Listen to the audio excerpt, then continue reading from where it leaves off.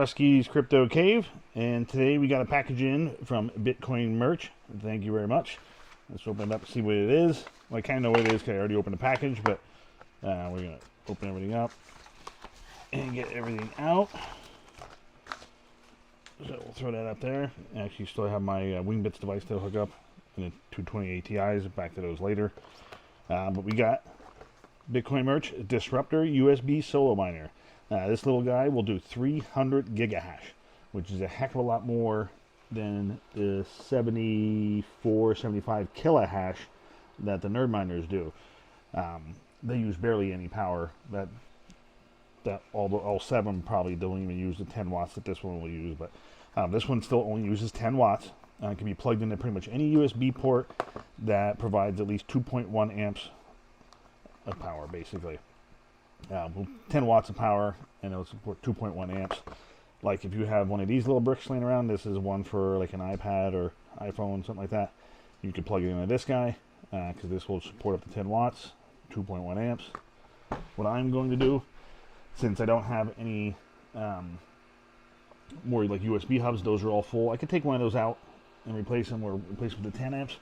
But in my solo mining shit show of a corner here, 3.4 amp USB ports right on the power strip, basically. So that's what I'm going to use. Nerd miner still hashing away. Gamma hashing away. This is the Ultra. I still have to mess around with this, get this, and see if I get this reset, because this is just getting a lot of invalid shares. I think I may have installed a wrong update to it or something, is what I'm thinking. But I'll get working on that. But back to this in the package. Got some stickers, or business card,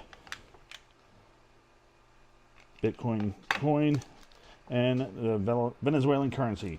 Pretty much, it seems like every package I get from Bitcoin Merch, they include one of these.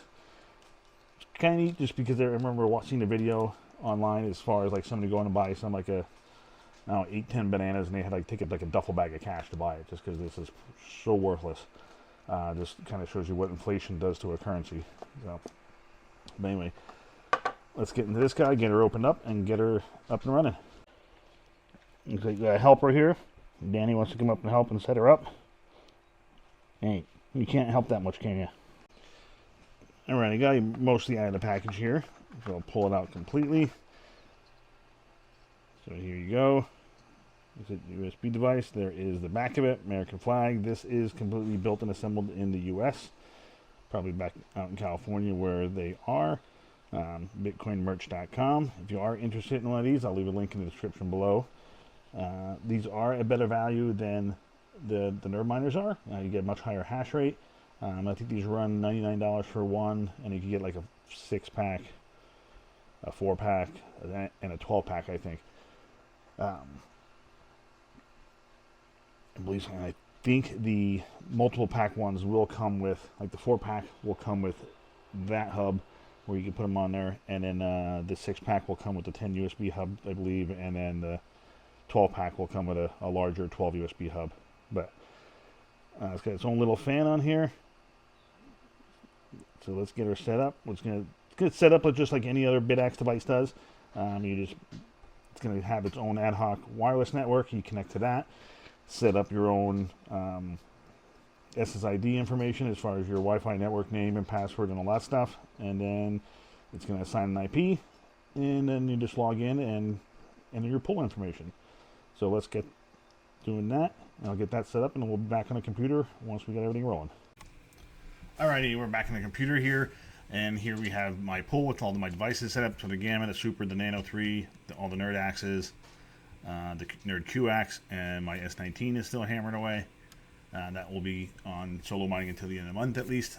So we got a few more weeks, 17 more days. But I did get logged in here. I'm in the process of setting things up. So I just wanted to get my address and stuff to copy and paste from here. Put that over here.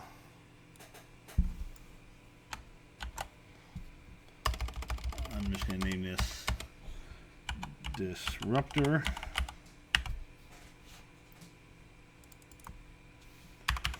1, 2, 3.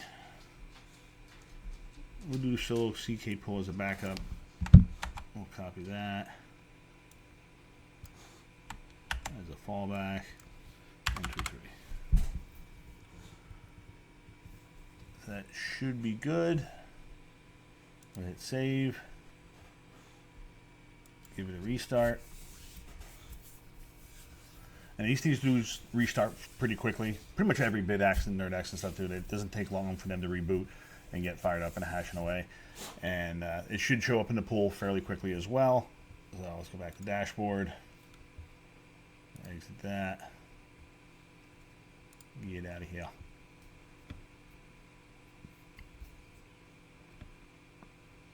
All right, so we got one accepted share from the reboot.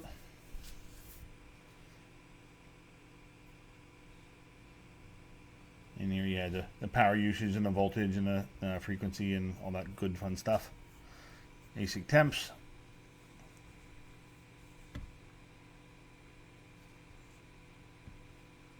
Now let's hop over to the pool. And give this a refresh. And there it is.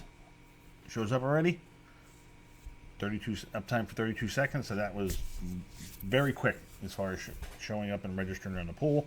Granted, it shows 0 for a hash rate just because it is in the process of booting up, but at least it has been recognized and stuff. We're up to 285 gigahash, 4 accepted shares.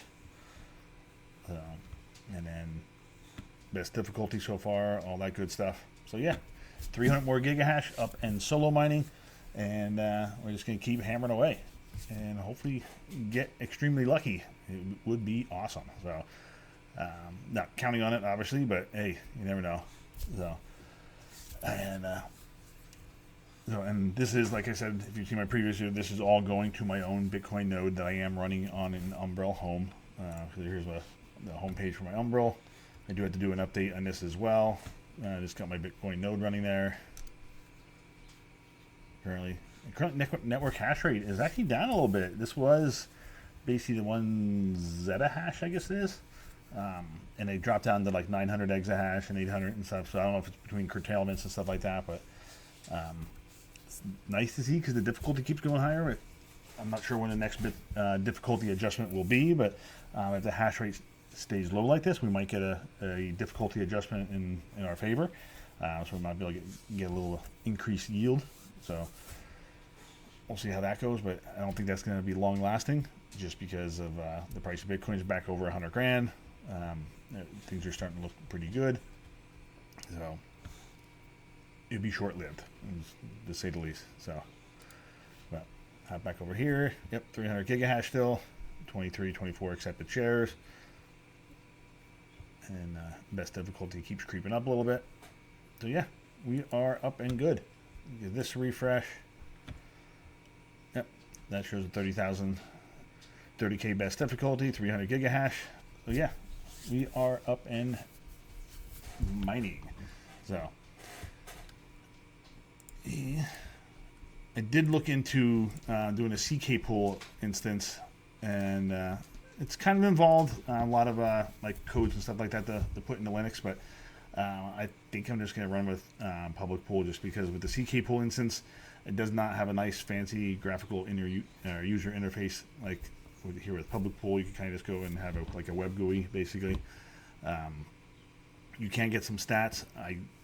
The information is in there in files from the videos and stuff that I was watching, but it's not as easy and user friendly as this is. So we're going to stick with this for now. Hopefully maybe somebody that has more skills and knowledge than I do can compile something together for Umbrel OS and just make a CK pool app.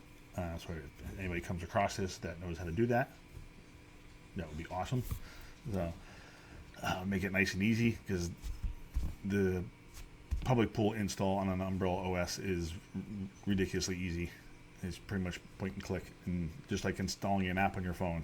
So and it works out great. I mean, didn't hit a block yet, but it worked better if I hit a block. So, but anyway, so that's what we had there. So, and then the other thing I want to mention too, as far as seeing the video too, with the all 6 of my 828 TIs have been sold. The other two I had to relist because some jackasses on eBay decided to come in and bid last minute and then cancel the order. They win the bid and then they end up canceling the order pretty much immediately. So, so freaking annoying. That's one of the biggest annoying things about eBay. So, those jackasses can just go fuck themselves, basically. They make this more of a pain in the ass, more work, whatnot. So it's just, can't stand it. But that's one of the downfalls of dealing with eBay. So it is what it is, that and the fees. So, but it is easy, bigger market, but whatever. So, but actually that's one of the things I'm going to be doing today. I have them all boxed up over there, ready to go, take to the post office and drop off, and I get them shipped out, and then so they will be on their way to their new home. I did decide that I'm not gonna keep one of the 20 Ti's that are working just because it's working.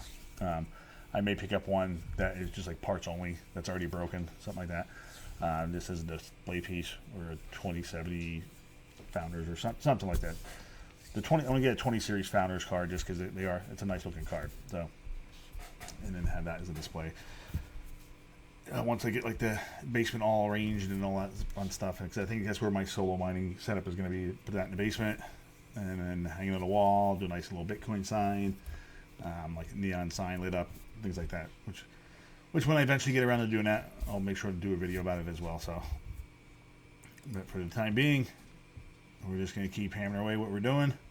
Nothing really changed on the GPU front, although it's gotten a little bit better, but I didn't turn any more cards on. I still have the same amount of equipment on as I had before, so. And I've been primarily just playing around with the Bitcoin solo mining. Is really what I've been doing.